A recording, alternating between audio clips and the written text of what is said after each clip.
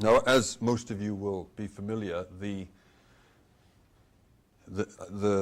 publication of Our Common Future in 1987 from the World Commission on Environment and Development, which we've come to know as the Brundtland Report, it was this report which really popularized the term sustainable development, which it defined, this is now a very well-known understanding of what sustainable development is. Development that meets the needs of the present without compromising the ability of future generations to meet their own needs.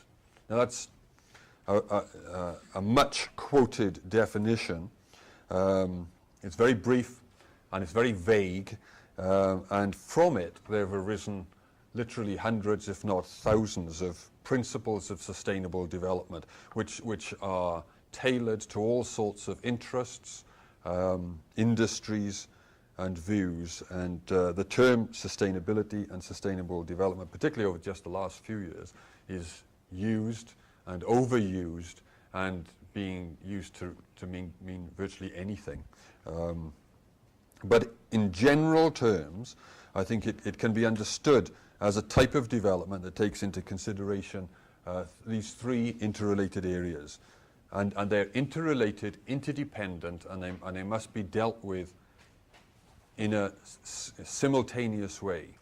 You can't choose one of them and deal with just that bit. Environmental stewardship, social equity and justice, and economic issues. And it's the interaction between those things which makes sustainability and sustainable development very complex and very uncertain and very uncomfortable, because it really encompasses such a huge span of ideas that where do you scope things, because you can just keep going out and out and out to see the ramifications of human activity. And we're not used to doing that.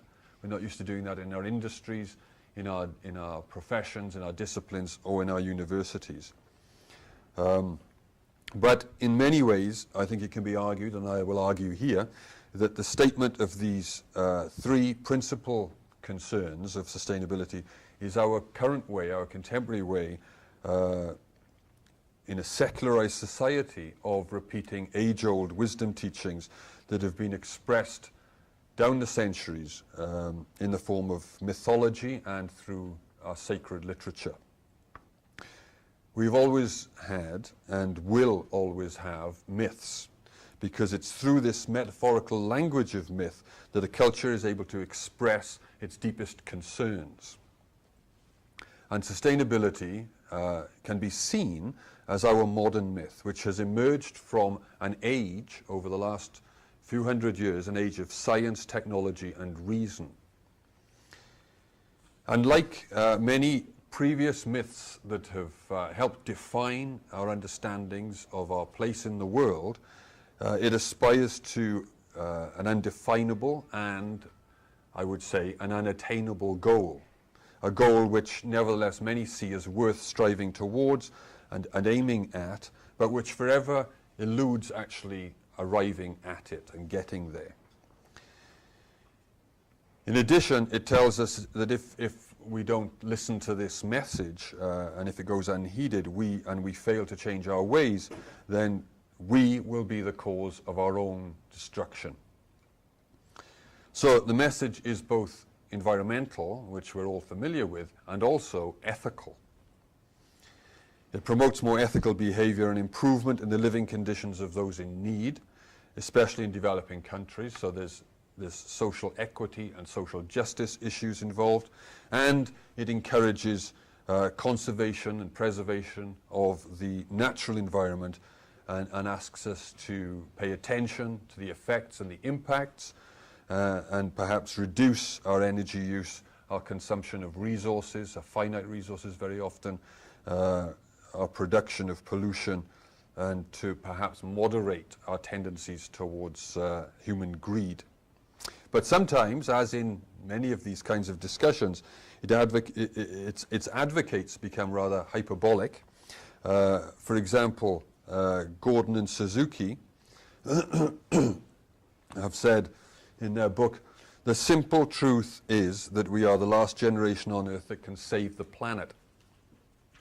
Now, that statement is an assumption and a warning, but it's certainly not a proven fact, and it's anything but a simple truth. But so how do we interpret that? Well, it's perhaps overblown rhetoric, but it's also can be seen as a well-intentioned message to try and spur us into action, to call attention to an issue, to a problem, and perhaps spur us into changing our ways. And there are many, many other examples in the literature of sustainability and environmental writing who illustrate possibilities, practical measures for moderating our impacts on the planet, sort of how-to manuals, if you like, and others that warn against the imminent dangers to the future because of our destructive ways of living.